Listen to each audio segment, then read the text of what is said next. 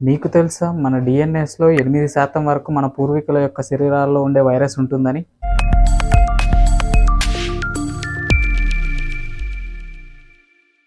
Million ఏళ్ల క్రితం కొన్ని రెట్రో వైరసెస్ మన పూర్వీకుల శరీరాల్లోకి ప్రవేశించాయి. అవి వారి డిఎన్ఏలో కలిసిపోయి తరాలు మారే కొద్దీ ఒకరి నుంచి మరొకరి డిఎన్ఏలోకి మారుతూ వస్తాయి. వీటినే ఎండోజినియస్ రెట్రో వైరసెస్ అంటారు. మరి అవి అలా డిఎన్ఏలో కలిసిపోయి రావడం వల్ల మనకేమైనా ప్రాబ్లం అవుతుందా అనే డౌట్ రావచ్చు. ఈ వైరస్ డిఎన్ఏలు ఇప్పుడు ఇనాక్టివ్ గా ఉన్నాయి, అందువల్ల అవి మనకి ఏ హాని చేయలేవు. కానీ వీటి వల్ల కొన్ని బలహీనతలకు, జన్యుపరమైన వ్యాధులకు సంబంధం ఉందని కొన్ని పరిశోధనలు సూచిస్తున్నాయి. కానీ కొందరు శాస్త్రవేత్తలు ఇవి మన శరీరంలో కొన్ని క్లిష్టమైన పనులకు సహాయపడతాయని కూడా చెప్తున్నారు. కాలానుగుణంగా ఈ వైరస్ జనువులు మనకు ఉపయోగపడే విధంగా పరిమాణం చెందాయి. ఉదాహరణకు ప్రెగ్నెన్సీ టైంలో ప్లాసెంటా ఏర్పడడానికి ఉపయోగపడే ప్రోటీన్ ఈ వైరస్ డిఎన్ఏ వల్లే తయారవుతుంది. అదేనండి మావి. మరియు ఈ వైరస్లు మన శరీరాభివృద్ధిలో కూడా భాగమయ్యాయని చెప్పవచ్చు.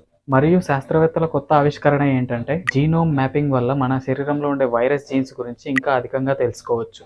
దీనిపై మీ అభిప్రాయాన్ని కామెంట్ చేయండి. అండ్ ఇన్ఫో ఓకే అనిపిస్తే లైక్ చేసి మన ఛానల్ని సబ్స్క్రైబ్ చేసుకోండి.